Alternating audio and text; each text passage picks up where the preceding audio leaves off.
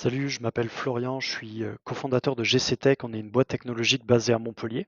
On développe le plus grand catalogue d'activités dans le monde. Et historiquement, on a créé un site qui s'appelle générationvoyage.fr. On crée beaucoup de contenu. On a une stratégie SEO depuis quelques années.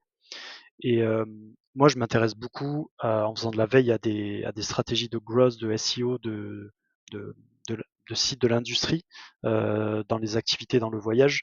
Et aujourd'hui, je me suis intéressé à Headout, qui est une plateforme de réservation d'activités qui peut s'apparenter à Get Your Guide ou Viator. On va voir que ce qui est intéressant dans la stratégie d'acquisition de Headout, c'est pas forcément leur site mère, headout.com, mais on va voir qu'ils ont une galaxie de sites autour de cette marque.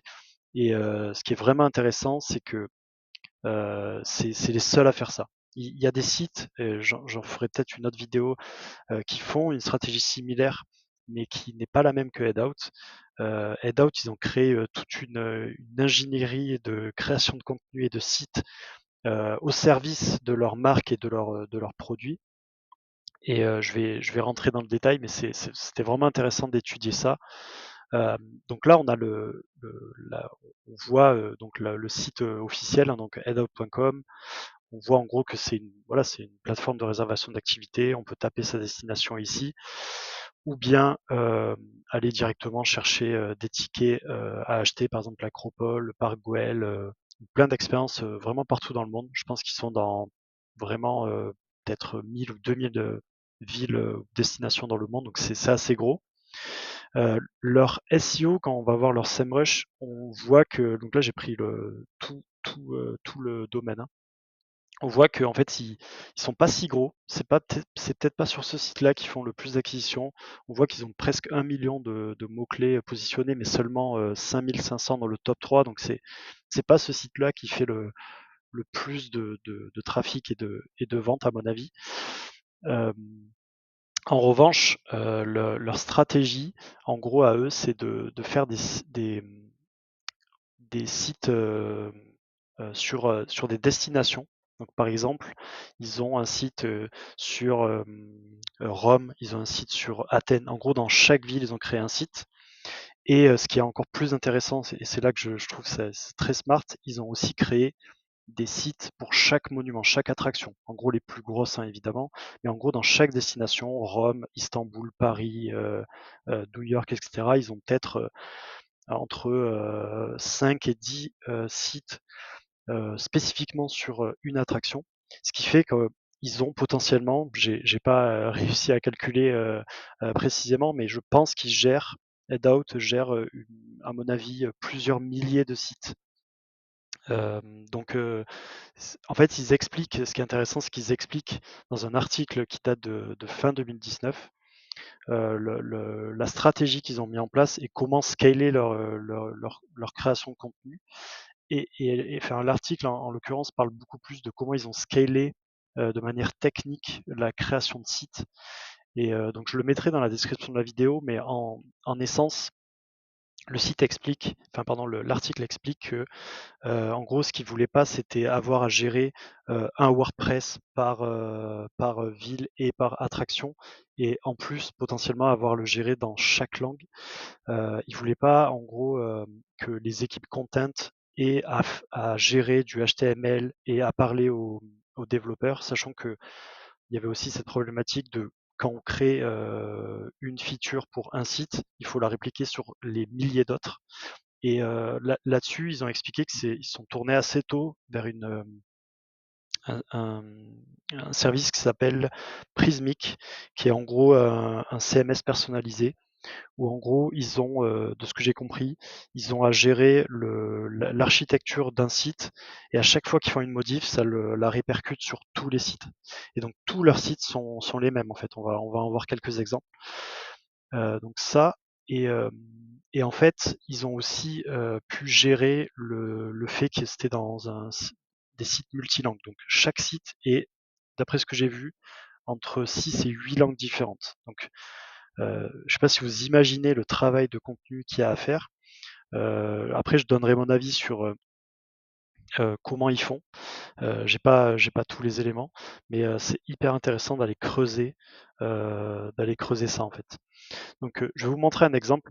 Là par exemple, on est sur le site sur les croisières sur le Bosphore, donc il s'appelle bosphoruscruise.com. Donc là, on est sur la version en français. On peut voir qu'il y a 7 langues ici.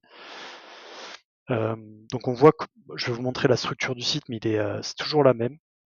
Donc il y a toujours un titre, une vidéo, un petit résumé, et ensuite on rentre dans les offres. Donc eux forcément c'est un site vendeur, donc c'est une marketplace derrière, donc ils mettent en avant leur offre. Donc c'est le premier truc qu'ils mettent en avant.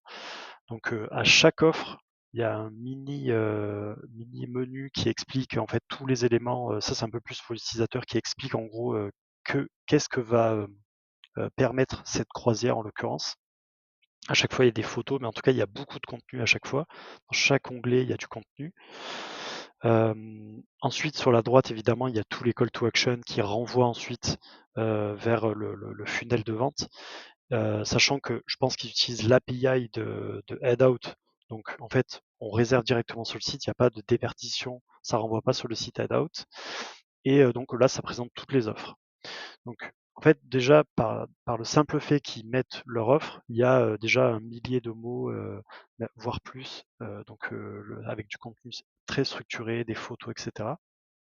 Ensuite, ils ont évidemment rajouté du contenu SEO. À mon avis, à partir de là, les gens ils regardent plus trop, mais en fait, c'est quand même du contenu qui est structuré, qui est optimisé. Ils En fait, ils présentent également les différents types de croisières avec des photos. De nouveau, en fait, ils rajoutent du contenu. Ils posent des grandes questions, en fait, ils répondent à ces questions-là, mais encore une fois, à mon avis, les gens, ils lisent pas ça. Mais ça crée du contenu. Voilà, ils donnent quelques conseils. Et aussi, ils parlent des sites qui sont à Istanbul, en l'occurrence. Donc, eux, ils ont aussi créé un site sur Hagia Sophia, donc c'est la basilique Sainte-Sophie.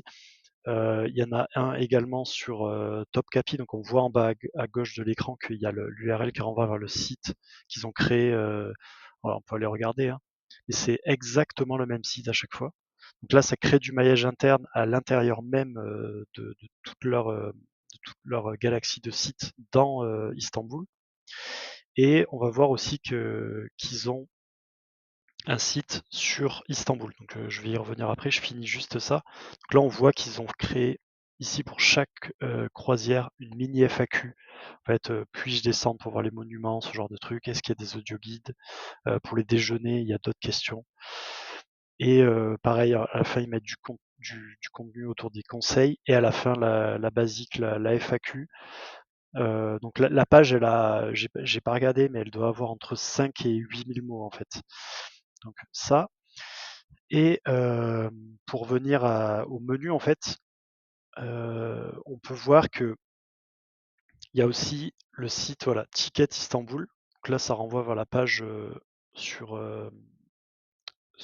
Madame Tussaud. Mais en fait, ils ont un site sur Istanbul dans lequel tout est très structuré, très moderne également. Ils renvoient vers chacun des monuments. Donc là, on peut voir en bas à gauche, hein, à chaque fois, c'est un site différent là, hein. Donc ça crée toute une galaxie de sites à l'intérieur même d'Istanbul. Donc là, c'est pareil, hein, ils créent du contenu. J'ai pu voir sur d'autres destinations, mais je pense qu'ils sont en train de déployer aussi le contenu. Ils créent du contenu de type guide, par exemple. On ira voir tout à l'heure à Barcelone, mais ils ont créé tout un, tout un guide avec quand aller à Barcelone, enfin beaucoup de contenu en fait. Voilà. Pareil, enfin je vous montre, mais là par exemple sur Rome, ils ont un site sur le Colisée. Donc ce qui est intéressant, c'est la même stratégie, hein. Ici, ils ont créé tout un tas de contenus. Ici, on voit qu'ils ont ajouté du contenu des utilisateurs créés sur des reels sur Insta, mais en fait, c'est assez enrichi. Il y a une vidéo ici. Donc en fait, on peut imaginer que d'un point de vue SEO, le site, il suit vraiment beaucoup de recommandations Google. Et en fait, vous allez voir après, mais c'est confirmé par les positions SEO et aussi par le trafic. Ce qui est, je trouve, intéressant aussi d'un point de vue marketing, mais quand les utilisateurs arrivent sur ce type de site, en fait, ils donnent l'impression que c'est le site officiel. Ici, là, le nom du domaine, déjà, il est pas brandé. C'est toujours, en gros, ils mettent les mots-clés dans l'URL.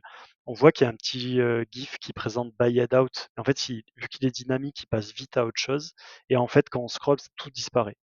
Donc, on a vraiment l'impression qu'on est sur un site officiel presque.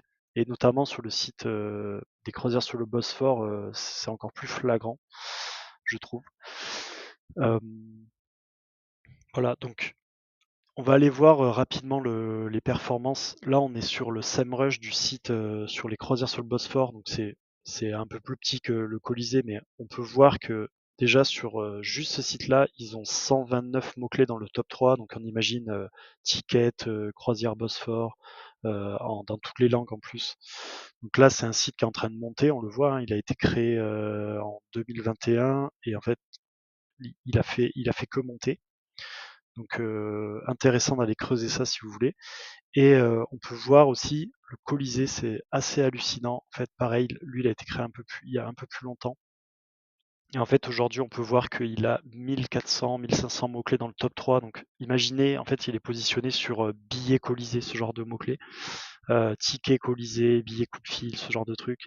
En fait, c'est à chaque fois que les gens ils arrivent sur des pages, ils réservent ensuite, hein. C'est des mots-clés ultra euh, intentionnels. C'est centré sur l'achat. Et on peut voir que ça monte, ça monte. Et donc, j'ai pas concrètement, je sais pas combien de sites ils gèrent, mais il faut imaginer que sur chaque site qu'ils ont créé, étant donné tout le maillage interne et finalement externe à l'intérieur de leur propre réseau, qui crée en fait tout se distribue le jus SEO sur l'ensemble de leur réseau. Et d'ailleurs, je suis assez étonné que tout ce jus SEO ne soit finalement pas trop encore envoyé sur le site mère en fait. Mais peut-être que ça viendra plus tard. Voilà. Et pour terminer, je voulais montrer celui-ci. Donc là, ils sont même aussi sur des tickets type euh, transfert aéroport. Et c'est ici en fait qu'ils ont créé un peu plus de contenu. Donc on peut voir, il y a toujours la même chose, hein, Sagrada Familia, Parc Güell, etc. Donc à chaque fois, c'est un site dédié. Ou alors sur le site Barcelone. Et c'est là en fait que j'ai vu City Guide. Là en fait, donc là sur la version en anglais, ils ont fait des pages en gros sur la météo, sur chaque mois, meilleur moment pour visiter, ce genre de trucs. Trip Planner, donc il y a plein de pages où ils créent plein de contenu. Et en fait, je vais terminer cette analyse par mon avis personnel. Je ne sais pas si c'est vrai ou pas, hein, c'est vraiment une hypothèse, mais à mon avis, le contenu, le ROI sur le contenu, il est gigantesque parce que, à mon avis, il le crée en anglais, le contenu. J'ai vu que les fondateurs, c'était des entrepreneurs d'origine indienne, peut-être qu'ils sont indiens même. Euh, et à mon avis, en fait, ils le créent en Inde, le contenu. Donc, les Indiens parlent anglais. Ça coûte beaucoup moins cher là-bas. Et ensuite, ils le traduisent dans toutes les langues. Et comme c'est du contenu qui n'a pas vocation à être lu comme si on lisait un guide de voyage en mode à tête reposée. Là, on est sur des requêtes où en gros on veut réserver le ticket. Les gens finalement, comme je disais, ne lisent pas tout ce qui est écrit ici. C'est pas des mots clés, enfin c'est pas du contenu que les gens lisent, hein, il faut se le dire. La FAQ, etc. Les gens ils cherchent pas ça, à moins qu'ils aient vraiment une question précise et ils vont voir. Mais je serais vraiment surpris que les gens ils scrollent jusqu'ici. Et donc en fait c'est du contenu déjà il coûte pas cher. Et en plus il est traduit dans 7 langues ou 8 langues parfois. Et à mon avis, ce qui a plus coûté cher, c'est le fait de développer ce réseau. À mon avis, ils ont des coûts de nom de domaine, de serveurs, etc. Enfin, assez vastes. Mais en fait, à mon avis, c'est très rentable pour eux de développer des sites. On le voit, en fait, ça fait que grossir. Donc, je pense que la stratégie de contenu qu'ils ont est vraiment inspirante. Enfin, moi, ça m'a beaucoup inspiré. Euh, Curieux d'avoir vos feedbacks sur ce site? Est-ce que vous connaissiez? Est-ce que vous pensez que c'est une bonne stratégie de faire ça? Heu, est-ce que vous pensez que c'est, assez facilement réplicable ou pas? En tout cas, eux, ils l'ont fait. Ils ont commencé en 2019 et les stats leur donnent raison, hein, quand on voit ce genre de courbe-là. Hem, en l'espace de 4 ans à peu près, ils ont construit, une galaxie, énorme et à mon avis, ça fait d'eux, un des plus gros sites de réservation d'activités au monde, aux côtés de Get Your Guide ou Viator qui n'ont pas du tout, eux, pour le coup, les mêmes stratégies. Donc, curieux d'avoir votre avis. En tout cas, moi, je me suis, amusé à à faire la enfin, à observer la stratégie, d'acquisition de Headout.